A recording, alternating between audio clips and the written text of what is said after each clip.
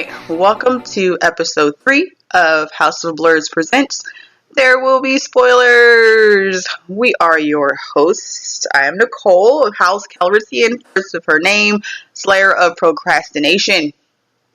And I'm Armani. I'm a Ravenclaw. And that's that on that. Hufflepuff for life. Totally has nothing to do with anything that we shall be talking about today. But hey, so this week we will be covering, we're going to kick it off with the Mayans, our Mayans recap. We're going to be talking about episodes 9 and 10. So let's just get into the shits. So episode 9 of the Mayans was called The Snake. Yes, that's the English translation for it. Are you going to try and say it in Spanish? No. I quit Spanish 1 very quickly in high school, so no, I'm not. But, you can Google it. Or you probably know what it is. But anyway, so the snake in this, man, a lot of shit happened in these last 2 episodes. Like, this was such a Kurt Sutter Sons type of thing to happen. We had a lot of stuff put into these last 2 episodes. So, Angel fucking finds out about Easy's deal. Let's just jump to that, like, off the back. Yeah, I like the fact that Porter kind of just walked up in there and was just straight up like, yeah, so your brother's a snitch. You really can't say anything because then you're a snitch too. Yeah, no one's gonna believe you that you didn't know. That was so fucking smooth on his part. Like, that dude, first off, who trained him? Like, you can't even, like, he just straight with it. Like, okay, so yeah, your brother gave us this deal, he worked it out, and, you're still alive for now. I mean, unless y'all continue to go ahead with our deal. So, I can say I dislike Porter, but at the same time, I like Porter. He kind of reminds me of, what's his name? Not Light, from L. He reminds me of L from Death Note. Kind of like that, always that one step ahead, just like, because he's a little off. He's a little different. He is different. He's literally trying to get his job done. And I was going to say, he hasn't done anything totally batshit crazy and dirty to get it done, but he did. So we can't forget about Sons. Oh. Well, no, that came to mind, and then the shit that he had them do in episode 10, but we haven't gotten there yet.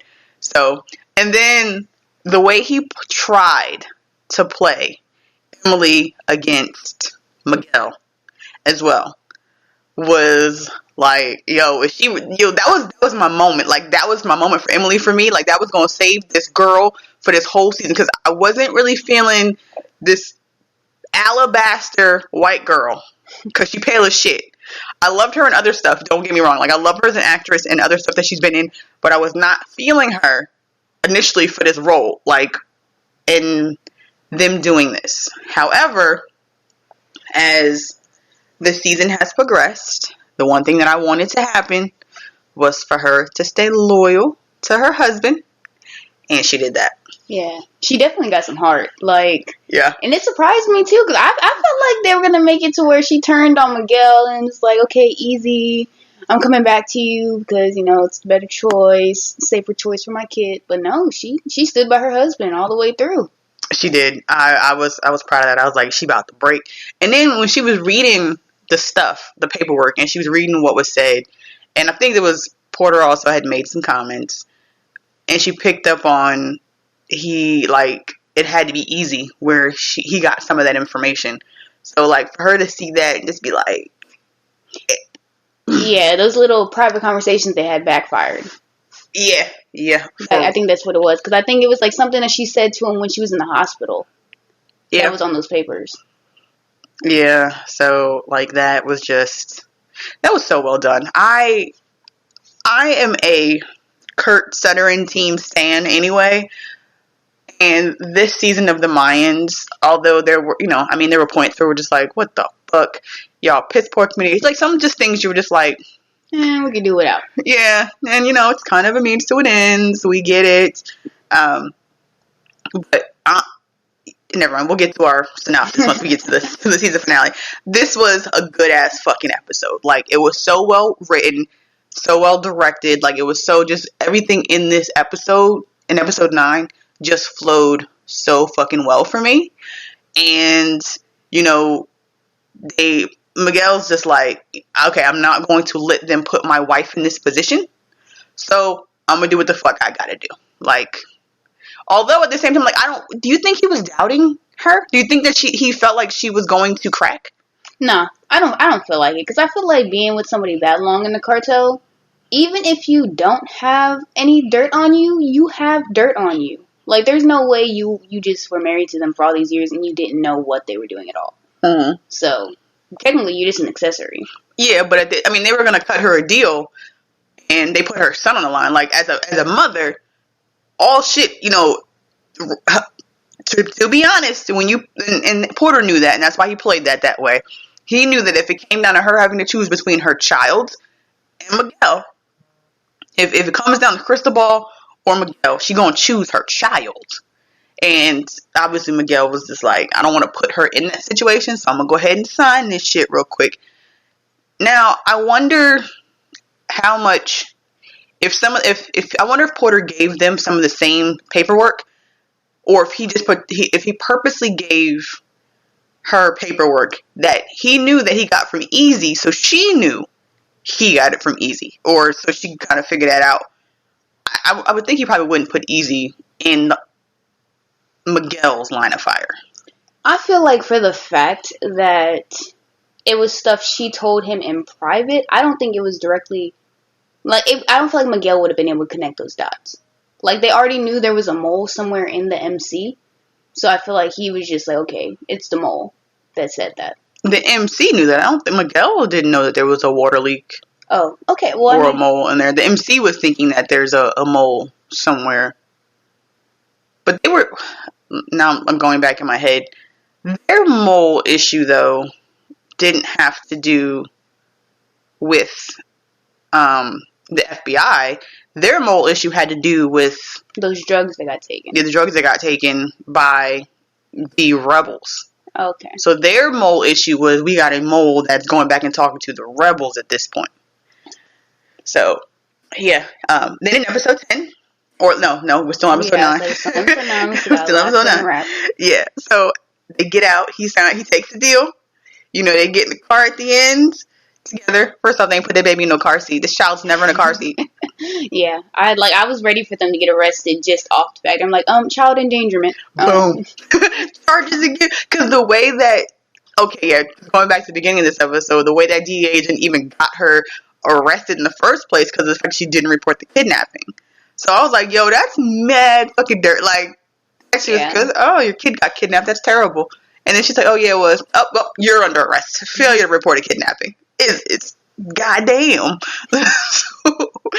that whole, all of that was just so smooth. Like, it was just. No, they knew what they were doing. Definitely. This is probably one of the best DEA teams I've seen in action on a show in a long time. Like, they're just very, like, his team is just, like, on point. You know what I just thought about? Porter's on point. What? How did they know that their son got kidnapped? Easy told them that the baby got kidnapped. Oh, okay. Easy had told his cousin about it, and because that's how it was like, you know, they got Miguel at the border because he was trying to get his son back. Okay, all right. I was like, hold on, wait. Did we miss a subtle hint? Yeah, no, that information ended up coming from Easy. Because he had to finally break down and tell them because that's when they were about to cut his deal. Mm-hmm. And he was like, well, I bet you don't even know where Miguel's at. He's locked up right now. And his poor cousin, like. His cousin was really just trying to do the right thing. I feel like he's the only cop on this show that was not doing something relatively dirty. Yeah, he made a deal with an inmate, or he got an inmate to take a deal, and he was just trying to make sure that both sides kept up their end of the deal. After they got out, and in the end,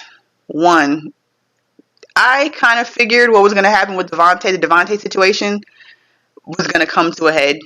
First off, the fact that he has his brother's childhood medical records just chilling on his desk, like, who keeps shit like that handy? No, it was the DA's fault. Because the DA, when they came in there, they started rummaging around their stuff and just throwing it around. Because then that's when Emily was like, they almost crushed your brother's medical records. But even then, why is that something? If you're going to lie about something like that, you need to cover up all the evidence of that lie. Like, why? What is the need to keep those medical records? I mean, keep them, but that's some shit that you would put in storage. Like, I don't think I would have. I don't even have, like, y'all birth certificates readily available. So, facts. And, I mean, they probably haven't moved as much as we've moved, but yeah, like, that to me seems like something odd to just have a file cabinet in an office, like, just that readily available. But that's me. I mean, I'm not that organized when it comes to official paperwork, so I probably need to do better. But yeah, so the fact that was there, and then, yeah, if you're gonna lie about some shit like that, you probably should know where those records are at. Like, his mom should have known where those records are at. Do you think that they would never, like, just check that? I mean, even when they told him that lie from the gate, like, he could have went and verified it at that point. Like, wait a minute, I got his medical records here. I just don't think he knew about it, because it was with his dad's stuff. No, well. So, I don't think he knew about it. And even if his mom did know about it, I don't think she cared. She didn't want to tell him that lie anyway. She didn't, but she did. So, I mean, hey, your actual actions speak louder than what you wanted to happen. So, that shit came to light that once he saw the records, that they fucking lied and almost got him to, just give up on his son. And we all knew how fucked up that was when that happened, and we watched it happen. So, yeah, him giving Devontae, or finding out that Devontae was, in fact, the person who was the executioner, or, the lieutenant for the cartel at that point, and the one who was in charge of carrying out her family getting executed. That's pretty fucking karmic justice right there. I mean, he put that machete in her hand and said that this is what's going to, seal our trust. Yeah. What do you think about this? This deal with the rebels? Yeah, I feel like this is such a very fine. I still have my bets that she's working with somebody else. I don't feel like it's gonna go over this. I just feel like it was too easy for them to just be like, hey, yeah, so we're gonna work with you now. Yeah. I'm hoping it doesn't, honestly. No. I get that. I want them to get their little retribution and get the money to help rebuild, and then be like, okay, we're not just going to forget what you did, though. Like, you can help us rebuild it, but after that, like, you're gone. Yeah, there's got to be something else she's got in her back pocket. And she definitely comes off as that chick who moves, and she's got multiple things going on in her back pocket, multiple cards she's playing. So I wouldn't be surprised if she uses this as a way to become head of the cartel herself. First off, that would be fucking crazy. I mean, to actually bring the cartel back to Mexico, like, have it headed and run where it should be, which I'm not surprised. I mean, that wouldn't be crazy. I feel like somebody else maybe come up and kind of lead that, because it's like, okay, these, Mexicans were real comfy in the U.S., but they calling all the shots and shit, and they just taking the money from the backbones of a lot of stuff that's going on in Mexico. I'm pretty sure it's people who are not feeling that. So there's got to be rival cartel. I mean, there's got to be rival something somewhere. I haven't seen any, like, outside the rebels, the cartel. I mean, not yet. We haven't seen it on the show yet, but I'm just saying, in the nature of this kind of business, there's rivals somewhere. Yeah, there's gonna be rivals somewhere. So. I mean, even if she kept it on that side of the border, I would like to see that. In the words of Monique, I would like to see it. Yeah, no, I'm here for it for sure. I'm here for anything Adelita does. Like, as long as Little Mouse don't get hurt. Like, if Little Mouse gets killed, I'm going to cry. I was way too emotional this week anyway with The Walking Dead. That fucked me up so bad.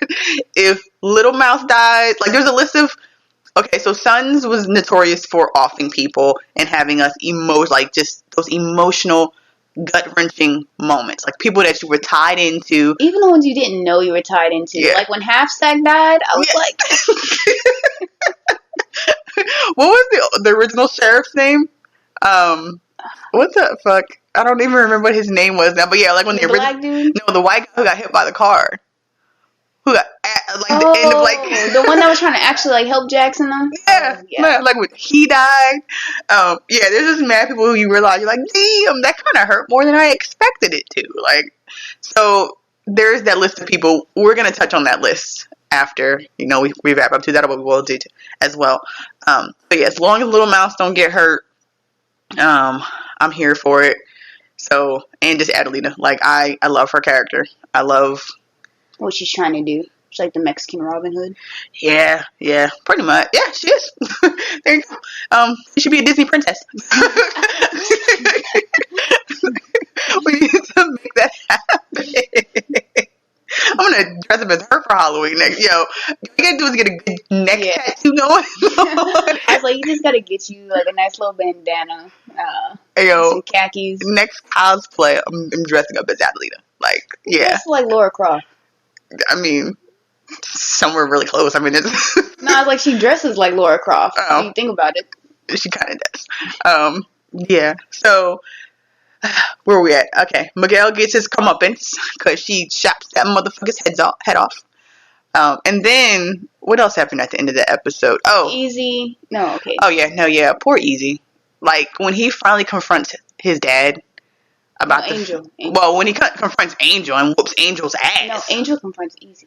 Oh, Angel confronts Easy. Yeah, you're right. I'm sorry. I'm like too many things going on. Okay, so yeah, when Angel confronts Easy and whoops his ass, I was just like, damn, like, I felt that. Like, he was legitimately hurt and betrayed.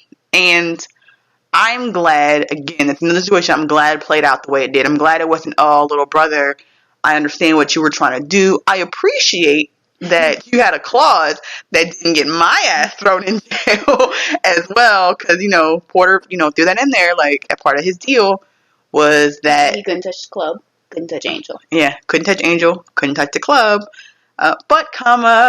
So, again, I'm glad that Angel was like, yo, fuck you, fuck your dad right now, like, that's how I'm feeling, and he beat the shit out of Easy on the street with Porter watching, like, just, man, yeah, that sucked. And then when he confronted his dad, nah, that broke my heart. Because I was just like, dang. It did, because I'm Team Angel. I'm Team Angel. And, like, watching him like that, man, when he was just like, what about me? Like, is this what was supposed to happen for me? Yeah. Like, do I have another life to live? Oh, like, my God. It was like, you just need a hug. You just need a hug. Yeah. Hug your son. For real, that was such a great scene between him and Edward James Olmos. So any scene that Edward James Olmos is in is phenomenal because he is just that caliber of actor. But that scene between him and Easy was just like, oh man, like you said, hug your Angel. God damn it, why are you doing that? I think because JD Prado is on my mind for some things I want to talk about after we finish wrapping up, and I think that's why I keep defaulting back to Easy. So, yeah. So he tells him after this shit is done, you gotta bounce, bro. Yeah, you fucking kicking rocks, and they went out and got tattoos. Now, what did everybody else get tattooed on them? I feel like they didn't really go into that because. I mean, like, yeah, other people would have to get tattoos, or else your leader would be like, why you got a snake on him? You know what? And so, that's my thing. Like, he has, does Easy not know what the purpose of that, like, snake tattoo was? Like, did he just rolling with that? I feel like he was. I feel like it was one of those things where he's like, okay, get it, you're gonna do it. No, I'm pretty sure he had a good idea. Yeah, I mean. He knew what he did.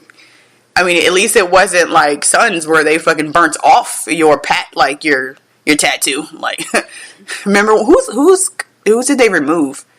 I thought they like cut it off somebody's back. They burnt it off. somebody's back at one point in time. Did they remove Clay's?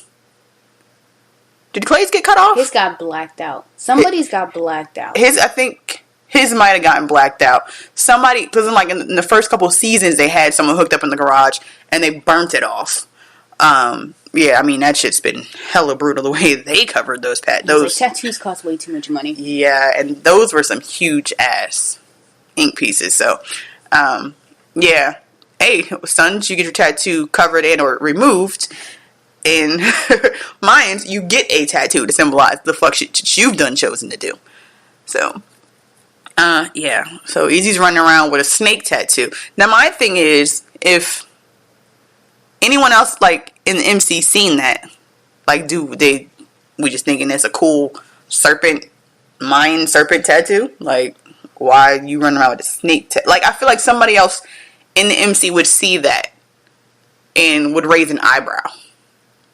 I think because of the fact that Angel and Easy are brothers and Angel didn't say anything, and Angel's loyalty to this club so far, I don't think anybody would second guess it. Like, I feel like they would expect Angel to say something. Yeah. Regardless of that being his brother or not. Yeah. And then, I mean, you got 4 of them that showed up with new ink. So, you know, there is that. So, moving on to episode 10, titled Cuervo, which we determined means raven. I thought this, again, was season finale. The season moved quickly. I mean, 10 weeks went by really fast. But, I mean, I guess we should know that because technically we're on, episode 13? Yeah, of the main podcast. So, it has gone. 10 weeks has gone by so quickly. And here we are, season finale. And out the gate, you have Miguel. I mean, he calls a meeting with the MC, let them know, yeah, you know, we got some things we need to talk about. And they're kind of like, okay, well, what the fuck's this going to be? And they go to the Indian reservation. Now, we know shit don't go well at the Indian reservation in hotel rooms. Well, I mean, obviously it didn't go well for Easy. Chinese. Well, it didn't go well for Chinese, but it didn't go very well for Easy because he also had to get his snake tattoo done there. But they link up, and which I knew when they said that they needed a middle person to navigate this trust in between the rebels and the cartel. We knew it was going to be the club. Yeah, we knew it was going to be the club. I thought it was going to be more of a person. Like, I thought maybe they were going to have Alvarez do it. I didn't think it was going to be like an all-together type situation. I mean, I definitely think having it be the club is better because they know they have to. I mean, they do votes, so it's not just one person. Like, it's going to be like several people having to talk about. Like, it's a committee, it's a board, essentially. Like, we have a board of directors over this, you know, thing we now have concocted. So, I don't really know if it's going to be run like that. So, because I don't think they're going to let the Mayans decide whether or not they're about to be running these drugs, how they're running these drugs. I feel like it's more going to be a thing of, okay, checks and balances. You just make sure that we stay true, but y'all don't really have a say in what we're doing right now. I think there might be a little bit of, hey, well, what this person's trying to do maybe doesn't benefit the whole of this. And, I mean, shit, we are still actually involved in this because we're still fucking muling these drugs.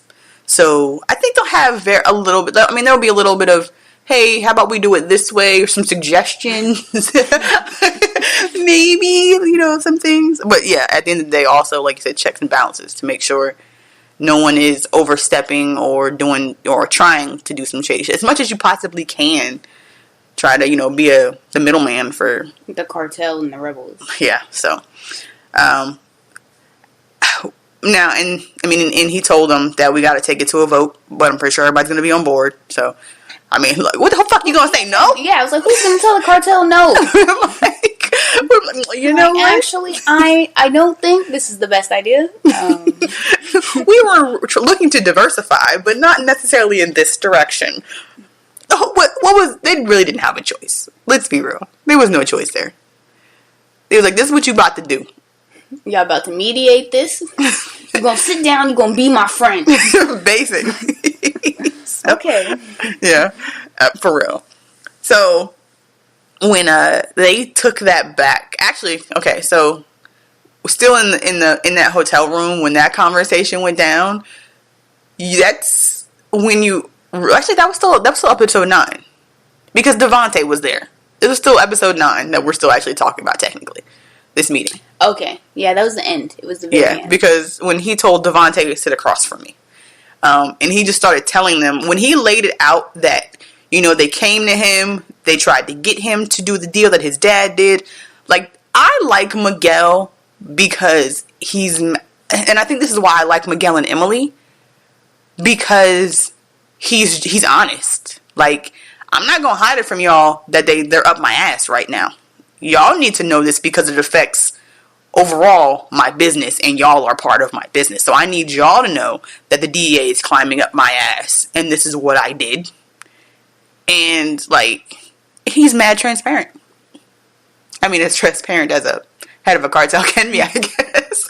But and I think that's what I like about him and Emily because they have that honesty. That honesty, yeah. So I like it. I was here for it.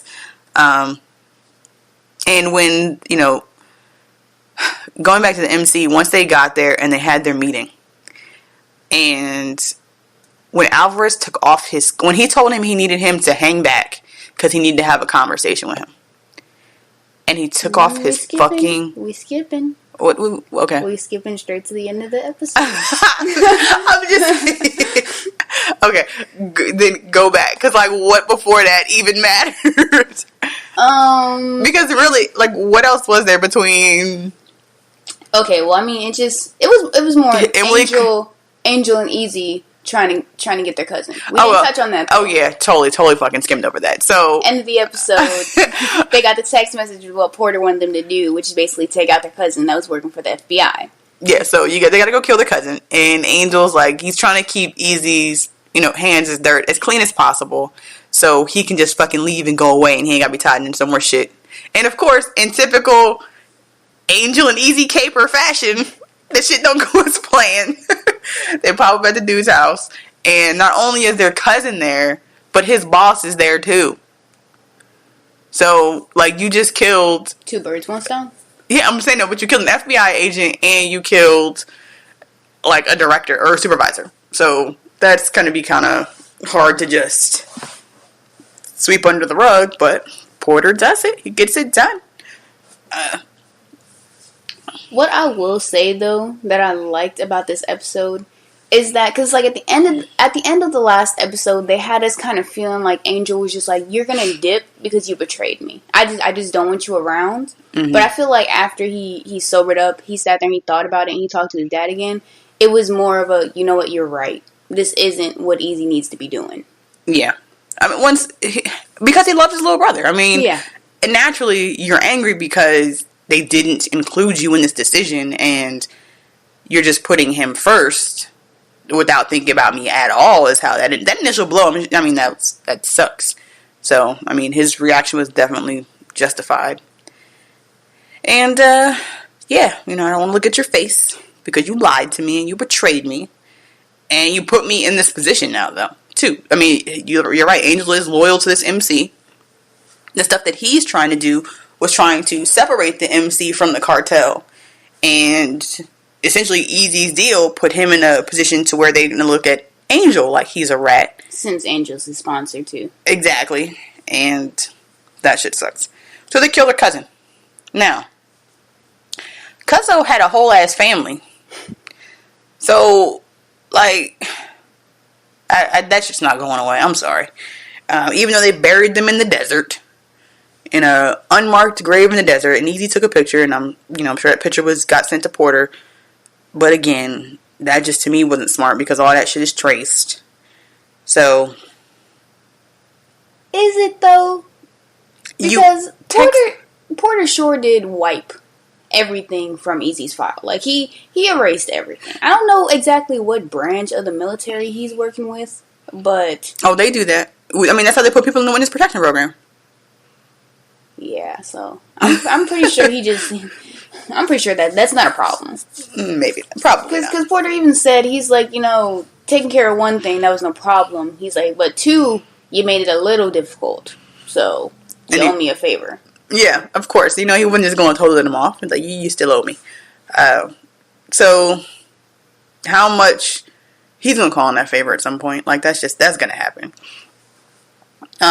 But when Easy was supposed to go and tell, you know, them that he was leaving, he has that conversation first with them, and they're sitting there talking. At first, I thought maybe he's going to go nomad. I was like, maybe that's because I was like, he's not going to leave the MC. Like, this, the fucking show is called The Mayans. Easy not about to be out here just in these streets. Like, what I thought was going to happen, I thought when Adelita was talking to Angel in that little, like, maze or wherever they were at, I thought she was going to kill him. Adelita. I thought Adelita was going to kill Angel, and that was going to be the reason Easy stayed. First off, if Angel dies, we riot. I'm putting it out there. That's the thing, though. It just, like, it had that Sons feel. And that's what I like about these season finales, because they feel like season finales. Like, you're just, like, you're kind of holding your breath. Yeah, the whole time. Because it's like, this is just, for real, like, when she was tucking Little Mouse in, and she was just like, you know, are we safe here? And she was like, yes, we're safe. I'm like, no, you're not. Like, you're not safe. This house about to blow up. Yeah, I was like, something's gonna go wrong. There was too much peace in those last 5 minutes. I was like, I was like, either this house, I'm saying like, okay, this house gonna blow up. Somebody's about to shoot in this house. When she was walking away with Angel, I'm like, this house gonna blow up for real now because she not in it and they about to see it. But, you know, like, yeah, I was waiting for that shit to just go all the way left. And it didn't. So I'm glad it didn't. My nerves was just like on edge that whole time. And, you know, her asking Angel to stay. And again, I'm glad he didn't stay because, you know, I want to hug Angel. So I'm glad, though, that she wasn't just stringing him around this whole time. That she genuinely had feelings for Angel. Yeah, I would have been kind of mad if this was all really just a means to an end for her to get at his dad because she thought his dad betrayed her family. That would have pissed me off. But yeah, so yeah, she does have eyes for him, which means he's going to die. And I'm going to be so sad when that shit happens, for real. Yeah, one of them's going to die. It's going to be like a Jackson Terror situation. For real. Man. No, man, I hate comparing anyone to Opie because I'm still not over Opie's death. All these years later, like, I'm still not over that. And right now, I just feel like Angel is my Opie. So, I'm like... I can see that. I can definitely see that. Why do we put ourselves through all these emotional... Easy is still not my Jax, though. Like, I'm just not, like... He's not my Jax. Nah, he's not. But, I mean, I think that was the juxtaposition between these seasons, though. Okay, yeah. Easy ain't Jax. Yeah. I gotta remember built like Jax. He's a prospect. Yeah. He's not been in this club knee deep. He wasn't born in this. Yeah. Nah. I gotta remember that. He ain't got... Okay. He ain't walking out here with these crisp, white Air Forces. Yeah. Stomping niggas out. Yet. So, yeah, no. Easy's definitely not Jax. And I don't ever think he will be Jax. Like, that's not what I don't think that's what the Mayans is. I don't think that's what's in the cards down the line for Easy. But Angel is my Opie. And we get some sons in this as well because they decided to throw... Okay, first, Alvarez takes off his patch. Can we get back to that? Can we get back to, again, my emotional distraughtness? When he took that patch off, I was like, yo, what is going on here? Like, I'm not... But I kind of thought, I was like, okay, are we about to... Season 1... The Mayans, we had so many little Sons Easter eggs hidden throughout, little points of reference because you're trying to, keep those fans from Sons because initially, let's be real, that's who's watching this, is people who watch Sons. So we want to keep those people tied in, invested. Hoping for a little glimpse of Jax Teller. But at some point, we have to let them go because this show has to stand on its own. which I agree. It's going to fucking hand. I mean, at this point, there's no qualms about this show is going to stand on its own at the end of the day. But I appreciate it. Everyone appreciated those nods to Sons. We loved them. We looked for them. We longed for them. So to see Alvarez take that cutoff, I was like, this ain't the, distancing ourselves from Sons I wanted, though. Like, what are we doing? Like, where is he going? So that was a hell of a scene. And then, like, they're sitting there having this conversation, and Bishop looking like he about to cry. I'm like, yo, is Alvarez dying? Does he have cancer? Nah, I thought Alvarez was about to tell him, like, my whole thing was I felt like Angel was gonna die. So I thought when he told Easy to get out, and then he was like, alright, come here, I need to talk to you. I thought he was about to be like, yeah, so you gonna need to take him out because he's a snitch. And then he was gonna try and take him out, and then Angel was gonna jump in front of his little brother. Like, I was just waiting. I didn't feel like Angel was gonna make it through this first season. So when he was looking at the tattoo, because you see Alvarez look at Easy's arm, and I thought Alvarez was going to make that link with that tattoo and be like, yo, so what's the deal with your prospect and the narc tattoo? Like, what's going on? That didn't happen, obviously. So I feel like maybe if they all got different little animals, like, they could be like, because it's the Mayans. They could be like, it's a little nod to the Mayan gods, if they, like, someone got a snake. Coco had a dragon. Like, Coco also had his tattoo was a Mayan-style animal as well, but I think it was like a dragon type of symbol is what it looked like. So, just another actual note to Mayan history. Every episode had a Spanish title and an actual Mayan title. So, if you were not aware of that, little tie-in, there you go, little nugget. So, yeah. But, we quickly learned that, one, Easy didn't leave the club. He asked Bishop to sponsor him. I mean, he was smart about that, because it's not like he could be like, it's not like Angel could do anything to him if he did not leave. Because if Angel didn't say something to the club then, he couldn't say anything now. He definitely can't say anything now. Hell no. Because now he technically worked with the police too, so he's like, you can't make me leave. Yeah. I'm glad Easy pulled that card. He pulled that, I'm a grown-ass man. I'm not just your little brother. So you're going to have to kind of respect that a little bit. And I'm here to stay. Like, y'all gonna stop treating me like a bitch. So, yeah. So he's going to be sponsored by Bishop. How long until this dude gets a cut? 9 months. 9 months. 9 months till he's full patch. So, do we think we're going to see, like, beginning of season 2 or mid-season 2? Like, where we go? Okay, pause. Back up before we even get there. So, we actually didn't touch on the fact that Emily approached Easy in that hotel room. We didn't talk about that. So, when Emily walks up on Easy and was like, if you do anything that puts my family in danger. Like, I think, like, that was the moment when Easy realized, like, because his dad told him that, like, she's in this more than you think. She's not that squeaky schoolgirl anymore that you was with in high school. And this was a hell of a maturing issue for both episode for both Emily and Easy. We ain't those little kids no more. Y'all gonna stop trying to put us in those places.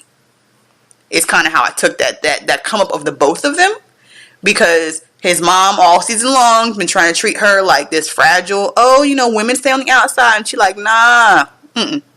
I'm going to be involved. Like, I'm not gonna just sit here and be quiet when shit happens. I understand, like, I got my place, but So, her stepping up there, her showing that she is completely loyal to her husband and, in this family that they have and, his organization.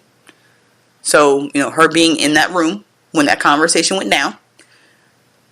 And then, her telling Easy, like, yeah. And I think that's when that clicked with Easy as well, to be like, look, you know what? They went their separate ways.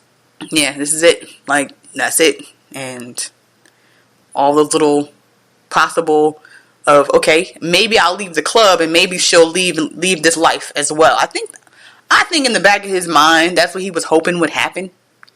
And that's why he was trying to be, Captain Save-A-Ho. I'm like, oh, I'll tell her. That if he brought down the cartel, brought down her husband, that she would, She would leave and they'd get back together. But he's all, no, it ain't happening. So, okay, back to where we were at now. End of season 10. So, the Sons show up. Some members of the Sons show up. First, when they were at the table, Alvarez made that comment about he's keeping his word that he made to Jax Teller. Yeah. So, clearly in the timeline, this is after Jax has died. Yeah. Yeah. And that's the thing. I was just hoping, like we could do without the Sons, but I was hoping we'd get our little Charlie Hunnam, step in and just drive past, drive by, hey guys. Let's just throw Charlie on a motorcycle and let him drive by. That'd be a fucked up scene if his drive by was his death scene and there was another highway. Well, no, there was two highways that were running parallel, and the Mayans were doing some shit, and over in the distance you see another highway where there's a major accident, and on the news, one of the Mayans that was driving the truck that hit Jax. Well, no, the dude that was driving the truck was the dude who played in the original Fantastic Four movie, who used to be on. Was it Justice? Reed Richards? No. Ben. The Thing. Yeah, him. Yeah. He was on another show on FX back in the day. I can't think what his name is now. But he was on a show on FX that was a Kurt Sutter show as well. I don't think Kurt Sutter was executive producer on it or whatever. I'm not about to Google this either. But he was involved on that show. Was it one with the firefighters? Was it Rescue Me? No, it wasn't Rescue Me, because I think he played a detective. I don't fucking remember. Okay. All right. This was back when Nip Tuck was on, and I was heavy in Nip Tuck, so I didn't even watch that show. But he was on a previous Kurt. But anyway, that's who was driving that 18-wheeler. Okay. Anyway, so yeah, but that would have been crazy too. That would have sucked. And anyway, I don't want to see that again. So back to what the fuck we were at. So Alvarez, walks off, but Miguel also told his right-hand man, basically, you're still going to be one of my generals, but your position's changing because you're out here in these streets moving mad sloppy. The beating of the nun and leaving her in that church like that was pretty tasteless, buddy. That's not the kind of shit I really want you doing. So I find it funny that was the issue, but he didn't bring up the... Okay, so that to me is bullshit. I'm calling bullshit on this one. You tell him that you got an issue with him beating the nun and leaving her in the thing, but you had no issue with being about to pour boiling water on a child to get his father to tell you where your son was at. I feel like maybe it's a little different. Housewife? Ethically, would you punch a kid? Okay, nah.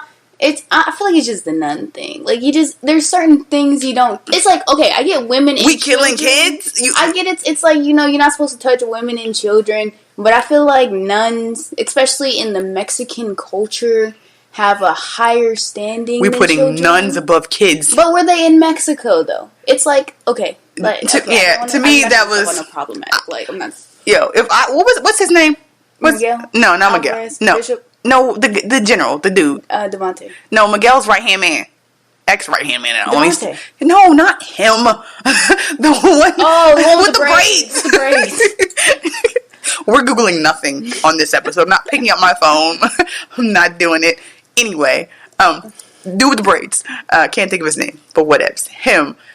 Yeah, I feel like in the back of his mind, he's probably like, bitch, you had me murk a kid, but you mad about this. It's just different. And he was in a church, though. The church is those places. My God. Okay, Omar was out here. No. Omar was out here knocking people out, and he said, "So you shot off my grandma's Sunday crown?" No, that's the thing, though. No, that's the thing, though. You respect old ladies going to church. Sundays are a sacred day. We talking about black hood, black gangster rules. But it's Mexicans in the Catholic Church, though. I guess so. Yeah. Oh, okay. Mexicans is the church crown. Oh, I mean the nuns is the church crown. Okay. I guess when you put it that way, maybe that makes sense. Somewhere someone's agreeing with you. It's gonna agree with you on this. So, yeah, that his face though was like. So I feel like that's gonna be where we're gonna have some division next season. That was a build up to next season. The hostility inside the cartel. He's going to be a little upset that, but I mean, you're still, he told me you're still protecting the family. Like, your job is still going to be the most important because you're protecting my wife and kid. Like, that's what it is. Like, you still have a very important deal. You're just not going to be on these streets running reckless, like, doing that kind of stuff, which, I mean. It makes sense. Yeah. And he clearly, like, he enjoyed that part of his job. And it was sad that was being taken away from him. His face though, like he at that moment, like he's probably like my B person. I'm gonna say he's probably my B person on this show.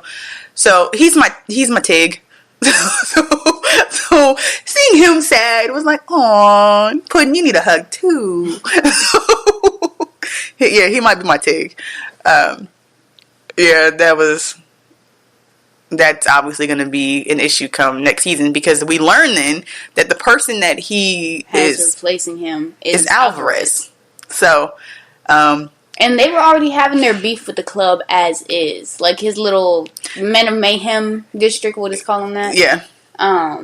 They were already having their issues with the Mayans at the beginning of this season. Yeah. With how they were running things. Mm-hmm. So now for him to be replaced by him, I feel like he's going to take that as like a kick in the face. But I don't feel like he'll betray the cartel though. I don't see that happening.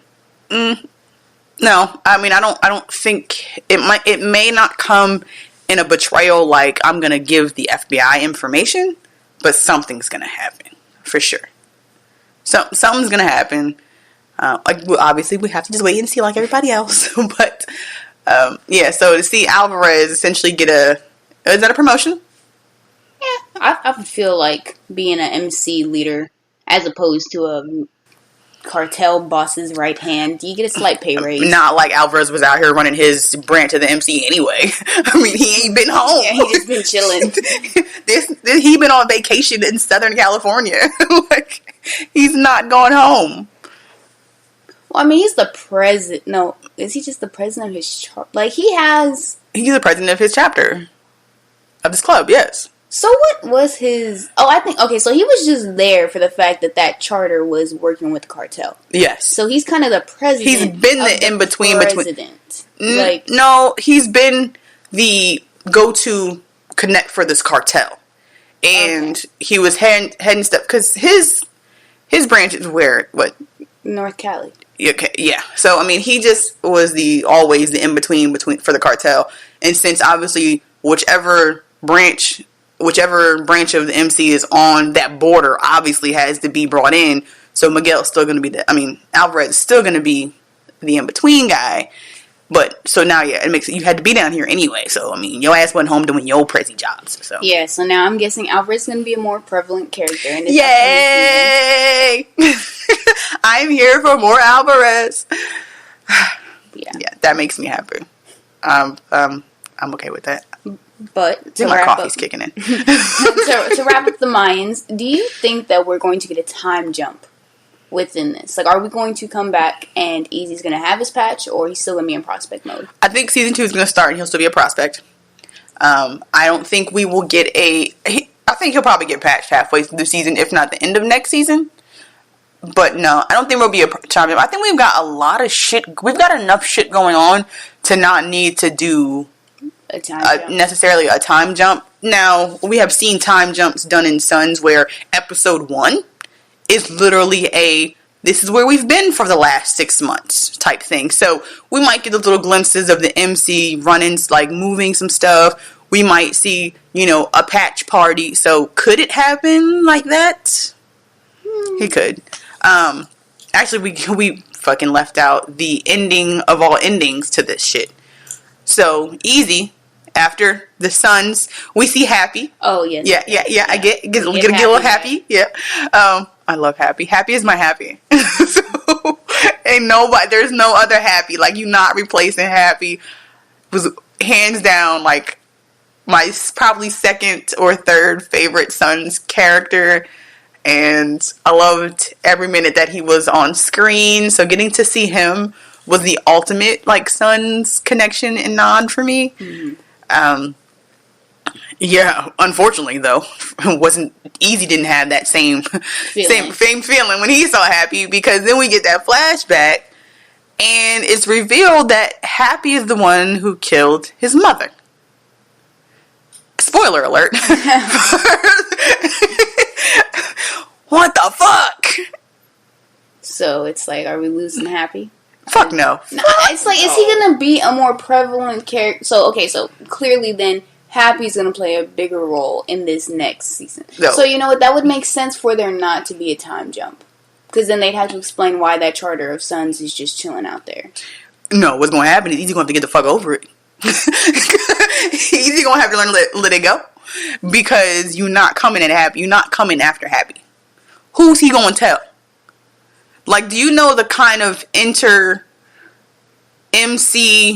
shit that would happen if he tries to go after Happy? We would have more Sons on screen, which I don't think that's what they want to do. I don't think they want to bring more members of the Sons in, but you're not coming for Happy's neck without everybody else showing up. That's just not everybody else who's left. That's just not gonna happen. Speaking, who was left? Yeah, I was like, who was left in charge of the charming charter once Jax died? Was it? No, it wasn't Tig. Chips. Chips. Yeah. President? You gonna have Chips wrong? It's just not happening. You're not coming at Happy. Who was left? Chips. Tig. Was Tig left?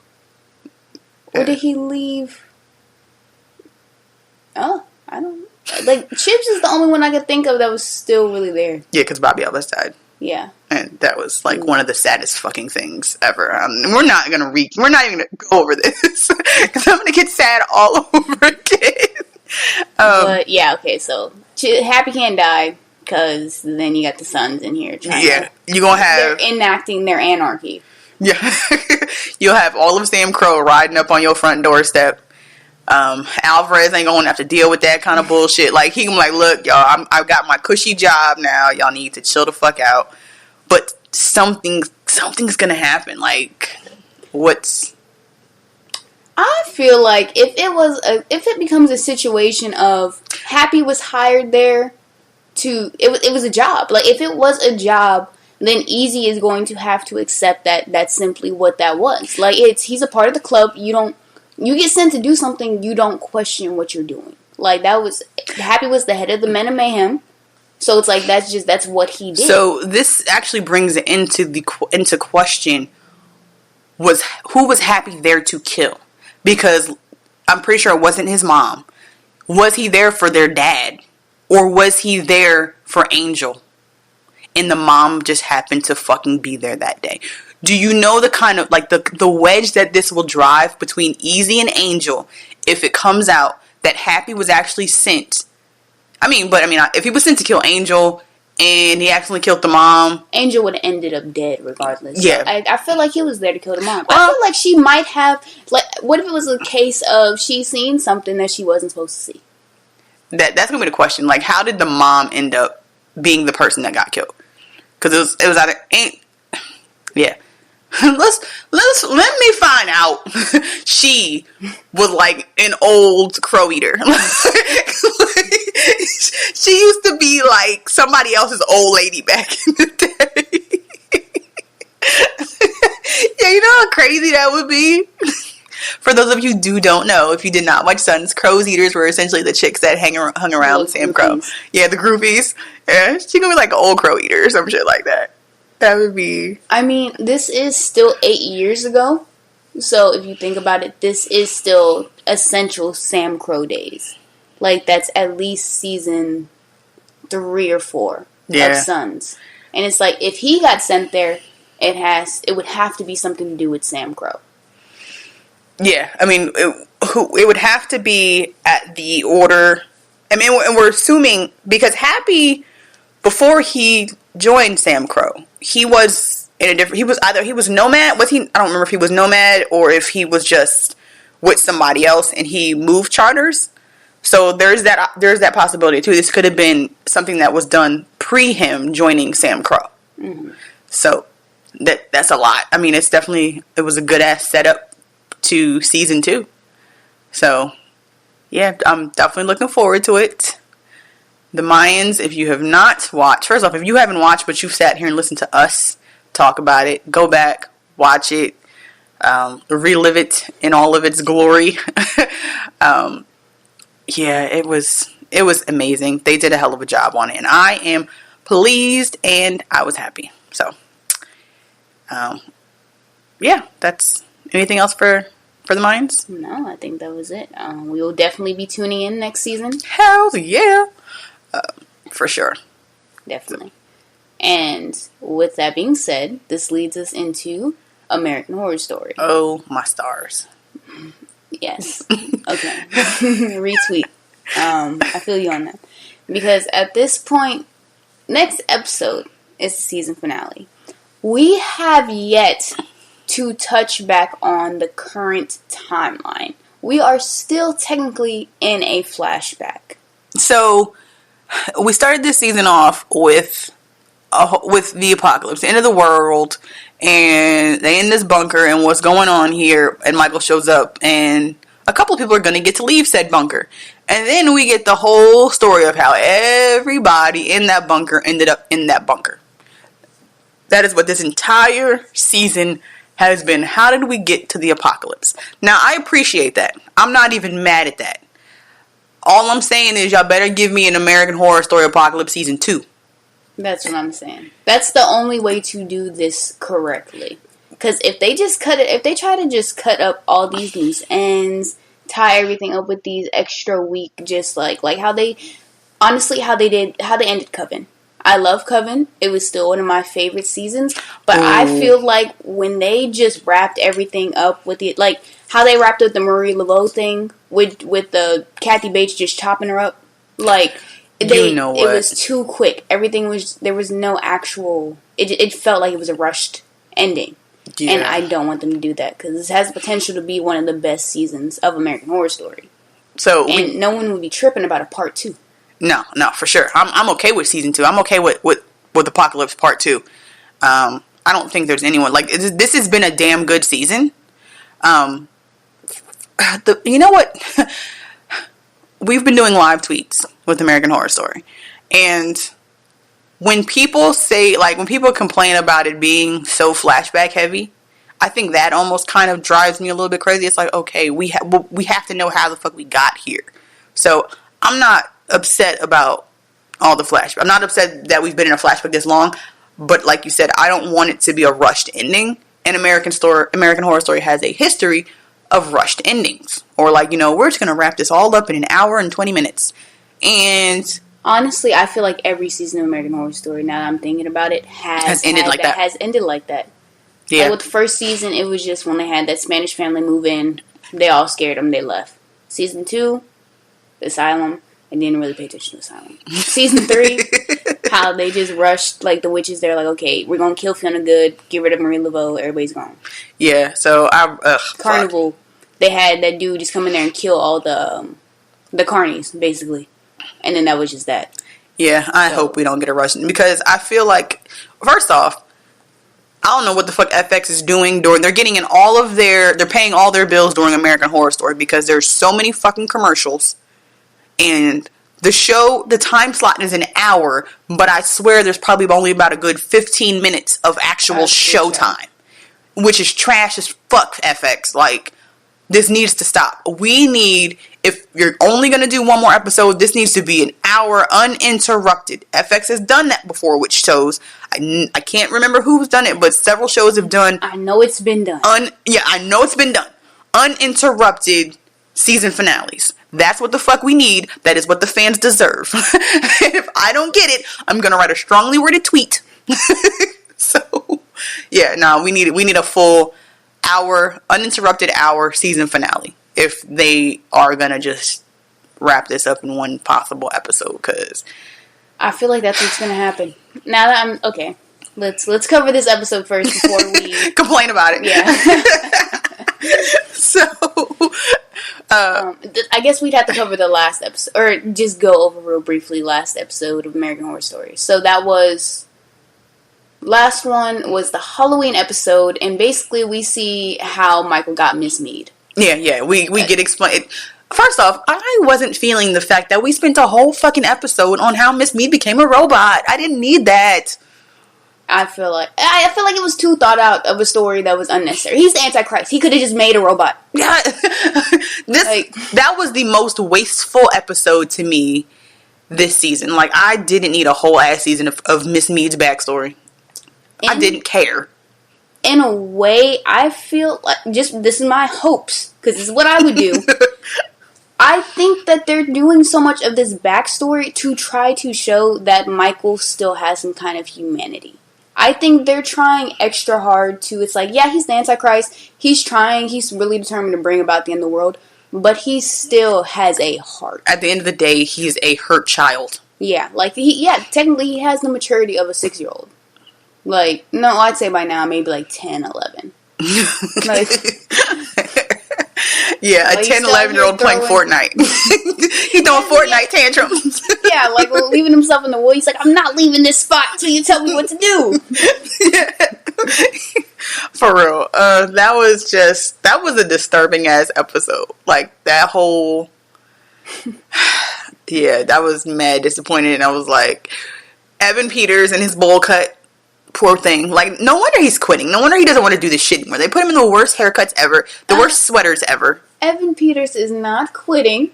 He said he's done with American Horror Story after this season. He did?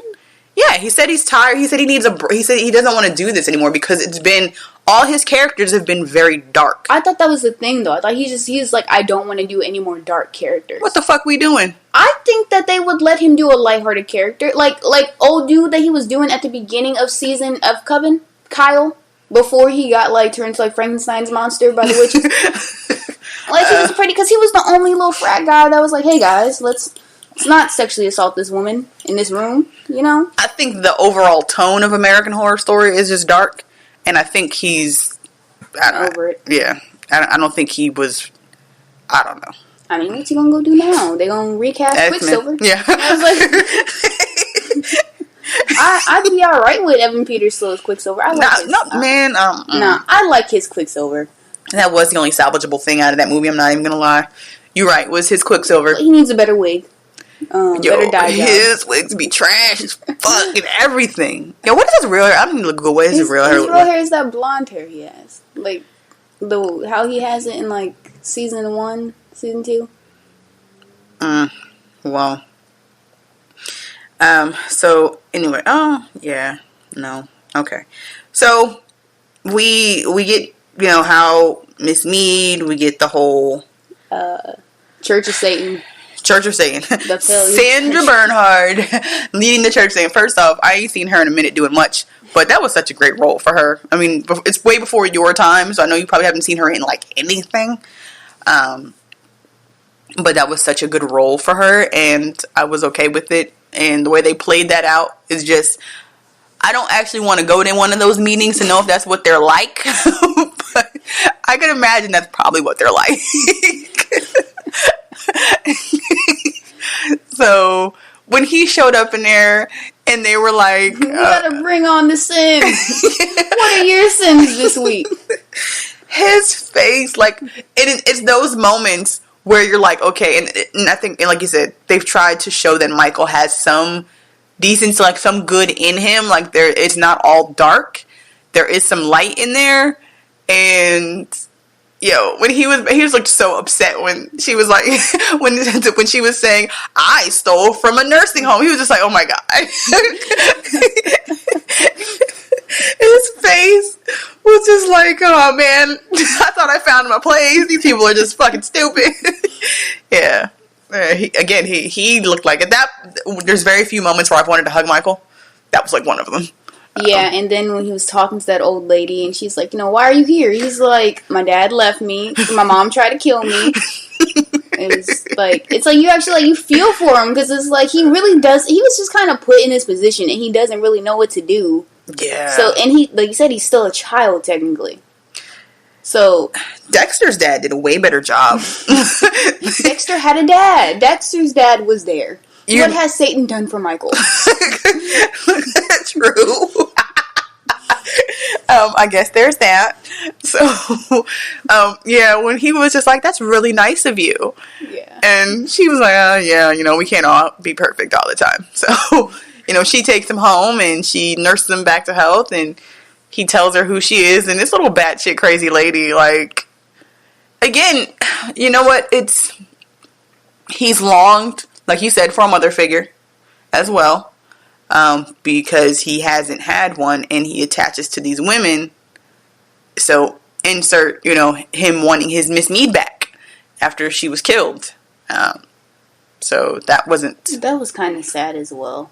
It's like, you don't want to be like, Poor I Michael. feel for the Antichrist. Yeah, you sure don't. That episode had me burning sage for real. Like, it was like, there's just all the hail Satans. Yeah, I was like, oh, this getting heavy. I'm gonna need to put this amethyst by the front door, throw a little more obsidian. Like, oh, we gonna need some couple protection. Like, burn some incense. Yeah, it's like Ryan Murphy really pressed his edgy button this season. Yes, he has. Like, this is definitely the edgiest season. Nah, I think Asylum was the edgiest season. You think Asylum when they had the nuns, like, when they had, like, the nun possessed by the devil trying to have sex with the Nazi priest that, like, yeah. That just sounds like Wolfenstein. What do you mean? Yeah, that sounds like somewhere between Wolfenstein and The Evil Within 2, but okay, yeah. If you haven't played Wolfenstein or The Evil Within 2, you should. But anyway, so, yeah, so we get a whole ass episode dedicated to Miss Mead, which I didn't need, so we're good. We get the origin of Miss Venable. Miss Venable, yes. And then the next episode we learn, because that's one thing I was actually wondering, like, where did she come from? Yeah. Like, what is... Because I'm starting to think, okay, maybe the witches end up possessing people, and that's what they are in the bunker, and they're going to come back. Like, so that's what I was thinking. Like, Sarah Paulson's playing Sarah Paulson, playing someone else. I was like, Sarah Paulson's playing Cordelia, playing Miss Venable, playing Cordelia. Yes. Yo, shout out to Sarah Paulson. She deserves an Emmy. That's an Emmy, right? Like, yeah, that's an Emmy fucking for sure. Like, American Horror Story won Emmys. Yeah, Sarah Paulson has one for American Horror Story. Yeah. Which is, actually, I'm sorry, no, this last Emmy season, she won for the OJ movie, miniseries, docu-series thingy. So, which was hella well deserved. Anyway, Sarah Paulson is just amazing. I'm here for redhead Sarah Paulson in purple. Like, I'm here for Daphne Sarah Paulson. Because legitimately, she dresses like Daphne. Like, I was, like, really trying to wonder, like, where they got this color scheme from. And sure enough, somebody's been watching episodes of Scooby-Doo. It's also where these haircuts came from that they put poor Evan Peters in as this heroin snorting or coke snorting, whatever the fuck they're snorting. Silicon Valley type. Like, these, man, it's, who they are throwing shots at this season. They threw shots directly at Elon Musk. Yeah. Like, they said Elon Musk. Yeah, he was like, I'm not going to say who, but Elon didn't give us any credit. It's like, man, they're not pulling any punches. They create the mead mashine. Yeah. So and that was basically it. Like, no exaggeration. That's what that episode was. We barely got any witches. I'm trying to think if we even saw the witches. We didn't see the witches at any point. No, we just got the mead machine and Venable.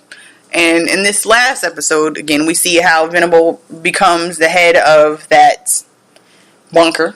So we get that, how she ends up there. Actually, we don't have that yet. Because they offered it to her, but she was like, no, I quit. Obviously, she accepted the position. Afterwards. I'm going to get to my thoughts on this after what we there. Like, what the fuck else? After we get done talking about this episode. Okay. Like, when we come with our predictions, because I got a couple thoughts. Okay. So, Also in this, now we get the witches back, and they are trying to figure out a way to get their powers together to keep themselves protected from Michael, and they put a barrier spell on the house, and Cordelia's like, oh no, we good here, we safe, we good. Voodoo Queen walks up. What a voodoo. Undo what you did do with the voodoo. Nah, I first of all, how did they not realize that was happening? Like, how did they even... I'd have been like, no voodoo witches either.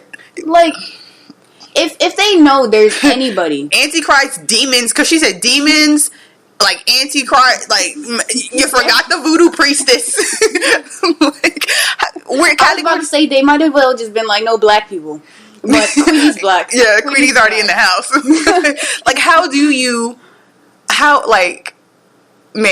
does your protection spell not have an alarm system built in? Yeah, like, how do you not know anybody's on your grounds? Like, how do we not have cameras?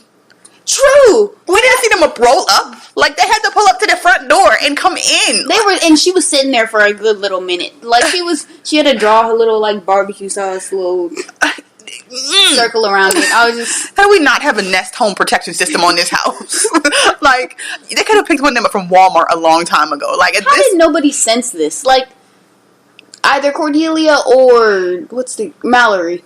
Like, y'all are supposed to be the supreme... Cordelia, Mallory, Queenie, somebody's. No one's spidey senses went off that these unwanted motherfuckers was at the door. And then the door was it unlocked? It not open when she did that spell. When she did that was their little... We didn't hear the door open. Like, who? The house isn't that big. Yeah. I mean, clearly, because they walk in, and then that dining room is right there immediately. Like, when you walk in, it's immediately to the left, right? Yeah. Yeah, it's like you walk in, it's right by the stairs. Yeah. So, I mean, no one felt the draft. No one heard the door open. And then...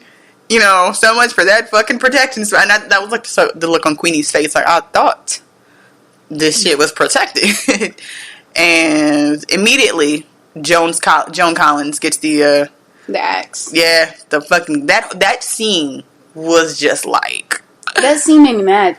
I don't like how Ryan Murphy does... Okay, so it's like, if he has a female character against a female character, okay, it's all out war. But as soon as it's like the male character versus the female character type thing, they're automatically reduced to this weak, like, there was no fight at all within that scene. Yeah, I would have liked a little more fight too. I feel like they went down way too fucking easy. Like, Zoe was one little whatever, when they did the 7 Wonders, there was only one that she couldn't do. So it's like, how was there no fight? And like, Queenie's the only one that actually did something.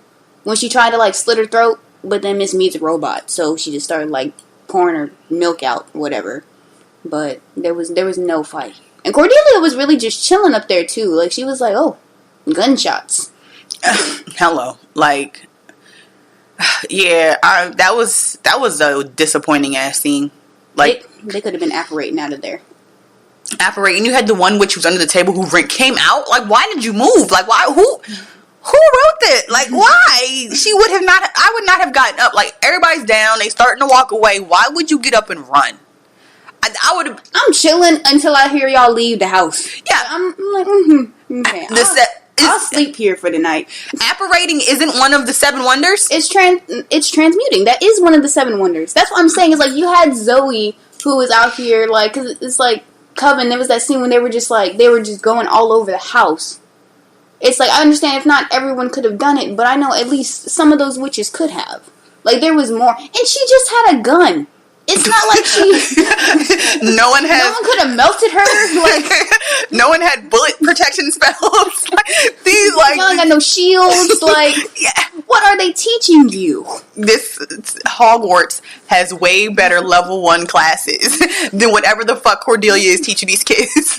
Like, and it's like, out of all the witches, I get, like, entrusting Zoe and them down there, but why were the only witches you had up in your little council thing? Out of all the witches you had in your little council thing, you had the one that was counting calories. What good was she doing for this whole story to where she was sitting in the room with y'all, Like, how are we defeating the Antichrist? That's a good ass point. Like, what the fuck is she? Why is she in the room where it happens? Like, why is she there? Who invited her? For real. Are y'all really just watching y'all's weight and y'all just need her around whenever you're eating? You're just like, yeah. No, it's just... Yeah. I feel like, if anything, it would have made more sense for Cordelia to have been down there with them, rather than she had her two right hands down there with them. Well, I mean, Cordelia was trying to... she was going through her own little crisis, trying to figure out whether or not she was just going to kill herself and give her powers to Misty now. Mallory, like, right now. Speaking of which, where the fuck is Misty Day? Misty, they were really like, where's Misty? Oh, she's out gallivanting with Stevie Nicks. Okay. Like, Cordelia was like, okay, we just gonna let her, leave her and Stevie out of this. First off, I understand she just got brought back from the fucking worst hell on earth. Hell ever. But, bitch. She's dissecting frogs. Put on your big witch panties and get the fuck over it. Like, you just got a whole tribute episode where you got the white witch to sing to you, bitch. Like, you should have been good. Like, you were good. Like, you should have had your shit together. Where's she at? I feel like when Michael was like, I'm gonna kill all your witches. Because, like, mind you, that's what he said to Cordelia. I'm gonna burn all of you down. They should have had every single witch that they had in that house. Like, they should have all been together. True. Or spread them out to protect them. But, like, maybe not all be in the same spot. You're right. That's true. But, Or not been at the school. That's the first place he would look. True. He knew exactly where y'all were. Yeah, y'all didn't... Why do they not have a safe room? Why don't they have a safe room? Clearly, because your spells don't work. How do we not have a backup location? Where is their Grimwood place? Like, there's just so many flaws in this thing. Like, I don't like it. And I'm trying to really figure out what the voodoo priest is. What's her name? I don't know. The snitch who got a television series. Yeah, who's watching your TV series at the end of the world? Yeah, bitch, basically. Like, for 13 episodes. Just one season? So, she got a deal for a season. Well, he still needed time to set off the apocalypse, which was when he went to the Illuminati people who were dressed up like... yeah, so... I was waiting for more detail to possibly give out who was in those suits, because they were gonna throw Beyonce out there. Yo, so did I. I was just like, if Beyonce pulls up, if one of them people pull up their helmets and it's Beyonce, first off, since y'all want to talk so much shit and swear that I'm part of the Illuminati, like, if I was Ryan Murphy, I would have wrote a really nice letter to Beyonce's people and said, what do you think about this? And he probably did, but she's been on tour, so she probably just like, oh, that's a really good idea. I'm totally down for it. I think it's funny, but I just don't have time. Yeah. Type thing. I hope Ryan Murphy at least wrote that letter and asked for her to be in that scene, because that would have just been the funniest shit ever. Or like somebody, like Pharrell, like somebody. Yeah. Some pop icon. Yeah, some pop icon. Lady Gaga. Like, that would have been so fucking dope. Like, honestly, they could have done Lady Gaga for the fact that Lady Gaga is part of the cast. Yeah, but she was the easiest one to do. She is... I don't know where this recorded in reference to her recording her movie. Okay. So, Gaga's legit, but I'm sure they could have they could have gotten Gaga for a day, a couple hours. Yeah, literally, that scene only lasted a good, 5 minutes. CGI. We could have just CGI'd Gaga's face. I really wanted someone to remove a helmet, or for us to see more of his, and it's funny because his ranch in Texas comments, people on Twitter were like, oh, is he talking about George Bush? I was like, no, he's talking about Ted Cruz. Because that was actually literally my response to a tweet. Somebody tweeted out, was that a shot at George Bush? And I was like, no, Ted Cruz. Because we know Ted Cruz right now. Like, yeah, that's who we talking about. I actually like George Bush as a person. So I would hope that was not. But, Ryan Murphy could have been. But who knows? So it probably was more so at the Bushes. I don't feel like Ted Cruz is cool enough to be in the Illuminati. Fuck no. The fucking Republicans don't even like him. Yeah. Donald Trump was really bashing this man. We're not going to get into politics. Yeah. So, yeah, I really wanted a little more fun with that scene. Michael's wardrobe choices are pretty good. Like, I love the red gloves with that was nice. He coordinates. Like, who's styling him? Like, I mean, who's buying his clothes? True that. Where is he shopping? Fuck that. Where is Cordelia shopping? I need that black dress that she had on this episode.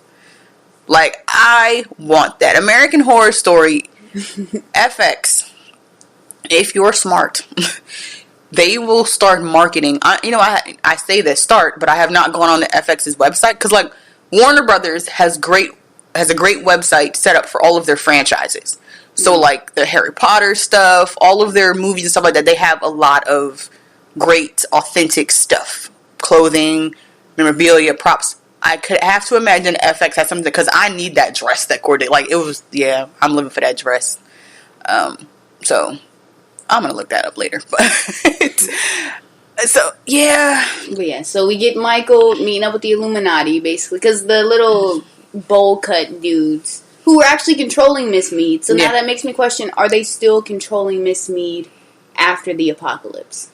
Like, is someone still controlling her if that's how she operated? No, you would have to assume so. Or, I mean, so where the fuck are they at post-apocalypse? Yeah. Or in another bunker, I'm assuming? Yeah, because that's what he was basically talking about, was them building these underground bunkers for them. So, you have to imagine that the timing of this. So, he has this Illuminati meeting. Or the cooperative. The cooperative. He has the meeting with the cooperative. And tells them that here are your instructions for building these bunkers. Get going. Get started. You have to think these structures are going to take at least a year or so to build. So, I'm going to go kill the witches. And then in a year, I'm going to end the world. Be ready. So, are we getting a hell of a time jump in the season finale? No, I don't think so. Okay. Oh, actually, we're gonna finish. So, backing up a little bit. So, what Cordelia was upstairs doing was trying to get Mallory, because evidently they've had the soul or time stone spell. We can't do a good protection spell. But we can go back in time. Yeah. All the way back to, what was that, like? The fucking Romanovs. Yeah. And Anastasia was a witch. So we got, like, a nice little... Yeah. Was that necessary? Like, of all of the people. You know, I appreciate it because, I mean, I love Anastasia. I love the Warner Brothers movie, the cartoon. But isn't that the thing? Wasn't it that they said that she escaped? Isn't that the story of Anastasia, is that she escaped? Because her bones... Okay, so there's a lot of stuff. Originally, her bones were they disposed of the Romanov family's bodies, bones in the woods. They weren't able to identify them immediately, so there was always the thought that Anastasia had got out somehow. I think at this point her bones were identified, though. Oh. I think they went back and those. God, rest in peace. But I think that those bones have been exhumed and redone as DNA has advanced. So I think at this point, it's been I think she's been identified. I don't know because we didn't plan on talking so in depth about the Romanovs, but I do appreciate that that's where we went, just because there was always that theory that Rasputin was a wizard or was a magician of some sort, because that dude was poisoned, he was shot. Like, real talk, poisoned, shot, fucking, and he never died. It wasn't until he was essentially drowned or thrown in water is when he eventually died. So, yeah, that was a nice place to put that, because you would think that where Anastasia was getting her witchcraft teachings from was Rasputin. Warlock. Yeah, it was, Rasputin was teaching them, or teaching her, is what I would think is where that would go. It was like, that's where that came from. I think it was more the tie-in of... Because it's like, they initially said she died. So I think they played on that, the fact that, because that's how they tested whether or not it had worked, if she kept her alive. Yeah, and poor Mallory went back and she failed, and like that, man, when she like went back, tried to stop it, couldn't, and then came back, and like that reaction, like I felt so bad for her. Like that was like that's man, that sucked. But she almost stopped it. Yeah. And I'm glad they didn't, because I'm just like, we just gonna rewrite. How are we gonna rewrite history? Like, how if you stop this, the chain reaction for are some of y'all about to exist is real. Like, this is a monumental thing that happened, and like, there's gonna be a chain reaction. So she didn't stop it though. Like, I'm pretty sure that was before the Salem witch trials. Yeah.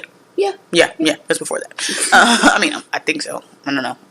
We ain't fact checking, so I'm sure it was before it. But my thing is, okay, so we went there. Why did we go there? Why didn't we say go to when Michael was a baby? Why didn't we go back to when before they fucking moved into the horror house? In the words of Myrtle Snow, it was a dry run. They were just trying to see if she could go back. A dry run, though. I wouldn't have sent her into such a stressful environment. I wouldn't have sent her so far back. A dry run should have been, let's send her back 15 years to a happier moment. Like, why would you put her under that much stress in a dry run? Sure. Like, I see what you mean by that. She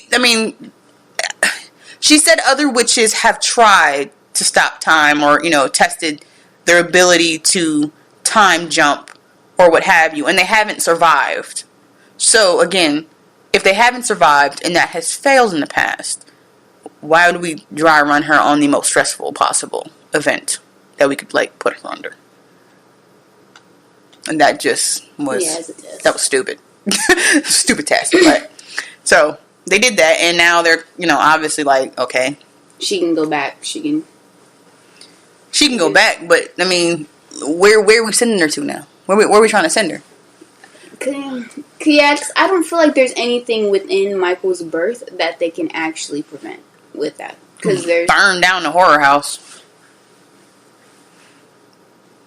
I mean, you could burn that house down, stop them from. But I feel like, at the end of the day, somebody else from moving in there. Somebody else would eventually get pregnant with the Antichrist, though. You should have killed him when he was a baby. Found a way, allowed him to be born, and then killed him when he was a baby. Is where they should be going back time wise. Mm-hmm. But obviously, we know that's not happening because the apocalypse happens. So now here we are, and I don't agree with the fact that Cordelia got mad at Madison and smacked her when she tried to go back and bring Zoe and Queenie's souls back. Hold on. Okay, so yeah, her smacking her. Madison, yeah, I didn't appreciate that. Like, Madison has been doing her best this season. True, and she's been doing her best very well. And it's like, she told you he was the Antichrist. You can kind of just assume he can do things like that. Like, that's basic Antichrist in 101. That was a pretty sad scene when she said she went down there and couldn't feel any of them. So they're gone. Like, that's... Yeah, they're not going to be back in this present jump. Yeah, no. It's pretty safe to assume, unless Michael has some... way to bring their souls back. Nah. He sets off the apocalypse. I don't think he's going to have a change of heart. Now, let's... I think maybe if Cordelia was like, look, I'll trade you. I'll give you back Miss Mead. Because it's not like Miss Mead was really doing anything. Like, she had no powers. Like, she was helping She was grooming the Antichrist to take over. But she was like an Antichrist nanny. She was literally the nanny from The Omen. Like, she was just watching him. She didn't have anything to do with anything he was really doing. That Omen nod was pretty funny. Oh, yeah, when he was trying to become president of the United States. Yeah. She was like, Is this the plot of The Omen 3, Michael? It's like there's not much reference material. Yeah. Poor thing. Like, there's those moments where they reference his childness are the best moments of the season. Michael's this season, like, he's what's keeping this afloat. Granted, we love the witches, but now where we're at with them is like, okay, we're just disappointed and they're gone again. So yeah, like Queenie died like a good twice. Like, just to be brought back and then killed again. I feel like that was a waste of Gabori. How do you say her name? Gabrielle Sidibe. Gabrielle Sidibe. That was a waste of her talent for this season. I wanted more for her. I wanted to see her more. I wanted her to see her do. That's what I'm like. Yeah, I'm with you. Like, how was these bitches not a little like that fight? Like, there should have been a fight scene. Like, and no, but the thing is, she's the only one that fought back. She's the only one that actually tried to use her powers and do something. Yeah, for real. Mind you, she did it to the wrong person. Like, I mean, she did it to the bitch with the gun who was doing stuff. So, I mean, you should probably immobilize her. That's a good idea, but and again, at least she tried. She tried. I mean, in that moment, I'd have been like, all right, look, even if, Michael, because I would have just figured Michael was controlling her, so take out Michael real quick. I think you that solve a bigger problem. But you know that he's way more powerful than you, so I mean, at least try to diffuse something in the situation. Which, like, again, at the end of the day, there should have been more of a fight, and there wasn't enough of a fight. So, yeah, that's all right. So, what's your predictions? The witches are the ones that set off the apocalypse. From the looks of this trailer, they're the ones that set the apocalypse off. Oh, they're going to. And it looks like Cordelia is going to basically seal Mallory. What's the other chick's name? The one who counts calories. Coco and Dina. Dina is the voodoo priestess. She's gonna seal their memories, have them in this bunker. I feel like she's gonna cast some kind of spell. Like, I feel like it's a spell more or less over them that changes their overall appearance to someone on the outside looking in. But it's like, of course, you have to keep them as who they are. Actress. Yeah. So it's like, I feel like it's gonna be one of those things where they show it's like she casts a spell, they look in the mirror, they have a different face. Yeah. And because we know that they're there. And that's the thing, because we know Michael interacts with them later on. So Michael wouldn't have just been like, first off, y'all been harboring two witches all this damn time. So you're right, there has to be something there with that. So actually, this doesn't, because the thing with Dina is that she stayed the same. She was, because it's like she was. So I mean, Cordelia, I mean, definitely didn't protect her ass because she betrayed them. Yeah. So okay, that would make sense why she was down there with them, and kind of why she was just. She didn't really have any say in Michael. She wasn't like, because everyone had their like, is he good? Is he bad? She was just like, I'm chilling. I'm good.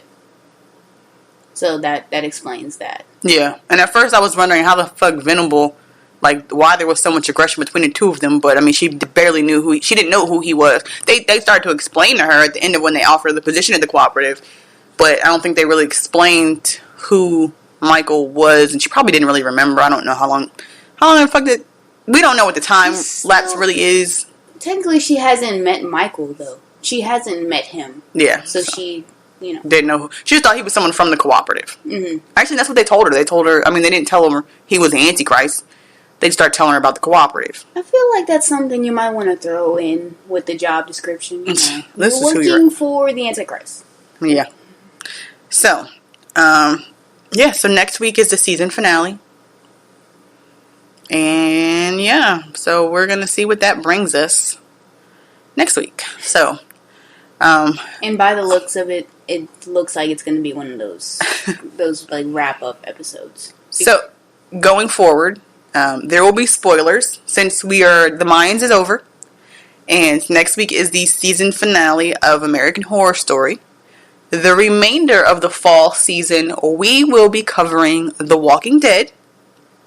Just because it's fucking back. Like, The Walking Dead is back. If you have not tuned in, this season, I mean, it's really easy to go ahead and binge watch. I think it was the first 4 episodes of the season so far.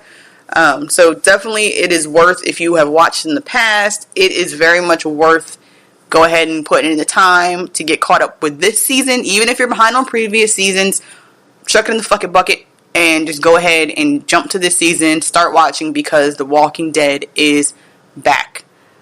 This has been, last episode, I was so emotionally distraught. I have not cried like that watching an episode of The Walking Dead since Glenn was emotional for me. Sasha was emotional for me. This episode had you all. We all know it was Rick's final episode, but the thing no one talked about, it was also Lauren Cohan's final episode, and there's a time jump. So they're bringing in the Whispers. I know a lot of you real comic book fans of The Walking Dead know who the Whispers are. I personally do not, because I stopped reading The Walking Dead. No. Oh, go ahead. Okay. You still going? No, I was going to say if you wanted me to tell you. No, I'm saying, so you're still going with the comic, so go ahead, yeah. The Whisperers were basically people that learned to walk amongst the zombies. It's like, in a way, like they were cutting off like their heads and like their hands, and they were wearing like the zombie skin.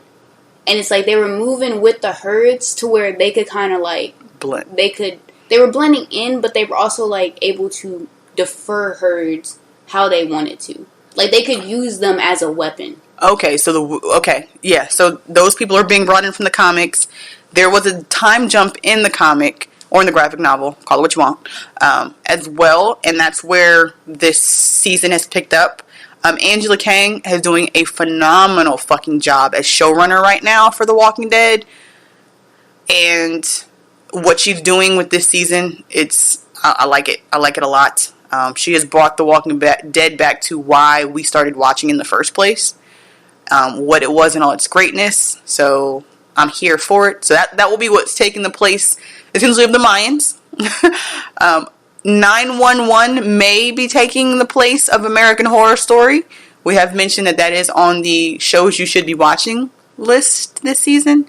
That might be, depending on where that's at, I think that might be coming to I don't think it's coming to a season finale pretty soon. But that could be taking its place. But we're going to jump in with The Walking Dead where it's at, which next episode of season, it's episode 5 actually, or episode 6 is next episode of The Walking Dead. So binge watch, catch up, because that's where we'll be jumping in at. And yeah, so, and it's the way they're doing this time jump, it's almost like it's a whole new damn season anyway. Like you had episodes 1 through 5 were like watching a season of a show, because there was so much in it, so much happened, to where episode 6 is almost like you get a whole nother season. And kind of touching back on the Lauren Cohan's last episode was last season, so Maggie's gone too. So now we're just like, since we didn't even talk about it, like, and I mean we didn't talk about it, it wasn't talked about on social media. I mean, they said before that she was leaving, that, Lauren Cohan was leaving the show, it's going to be her final season as well, but there was no conversation about the fact that was her last episode, as well as Rick's last episode. Although we know Rick is coming back because he's actually, spoiler alert, he's not dead. Yeah, mini spoiler. Rick's getting his own movie. Yeah, Rick's getting 3 fucking movies. So they announced that, they are going to continue with Rick's story. And Rick Grimes' story will continue in a trilogy of movies. And AMC made movies will be happening. And we are going to get what we as fans of the zombie apocalypse have wanted. We've wanted more zombie apocalypse in different locations, and they're giving it to us. So I think Kirkman moving to COO or CCO or whatever his new position, his, bump up in position, that was also a really good idea, because I think that this is what he wanted to do. I think this is what they wanted they knew what the fans wanted, and they wanted a Walking Dead universe. We've gotten that in Fear the Walking Dead was a touch to that. The Red Machete was a touch to that. If you have not watched The Red Machete, check that out as well. It is online only. They don't put it on TV, but you can find it on AMC's website. Really good. So they've been dabbling in this Walking Dead universe. So yeah, that's what's going to happen with that. So just a little sneak peek to the combos that will be coming with The Walking Dead possibly 911. If you're not watching 911 on Fox, you should be. So, I think that's all we got. I think it's a wrap for us. For our weekly little, go check it out on Netflix. This week we're checking out the shorts. What are they called? Don't Watch This? They're called Don't Watch This. It looks like it's a collection of short little horror anthology. They're not really tied in. Yeah, it's a horror Black Mirror. That first episode, which is what I made it through before I fell asleep. Yeah, I noticed that. I stopped on like episode 4. And mind you, these episodes are only about like 5 minutes, if that. They're literally like 5 minutes. It's like you could have watched this in a commercial. It's like one of those extended commercials. But it's like they're kind of well thought out. They're full on shorts. They're horror shorts. So if you were a fan of the horror genre, check it out. We'll probably deep dive and spend some time on that next week. And I think I'm finally gonna break down and watch Breaking Bad. Yeah, and watch Breaking Bad. So Cynthia has spent the last 4 days? Yeah. I feel like it's only been 4 days. In 4 days, she watched the entire series. She's not come out of her room. We've only seen her for meal times. And she binge watched the entire series of Breaking Bad, which I've been procrastinating on doing now for years. So I think I'm going to go ahead and finally break down and start it. Since I'm off for 6 weeks anyway. I got time. Yeah. When I'm not playing Red Dead. So on that note, you can find us at houseofblurds.com on Instagram, on Facebook. Hit the like button, hit subscribe wherever you're listening to this. Drop us a rating, a review, so we know what you like. Let us know what you think about these shows. I mean, if you're listening to this, it's pretty safe to assume that you're watching these shows. So, we're heavy on Twitter. So Twitter at House of Blurds. Join in the conversation. You can use the hashtag BlurredPod. And, let us know what you've thought about the Mayans finale. What do you think is going to happen next season? Facebook is House of Blurds as well. Twitter. Instagram. We're also on Instagram. So you can, feel free to drop us a comment. Hit the follow button on any of the social media spots. If you want to help contribute, we like donations. We're taking donations to keep this thing running, bring you also some extra content. You can check out houseofblurds.com. We are on Patreon at House of Blurds. We make it super easy for you to find us.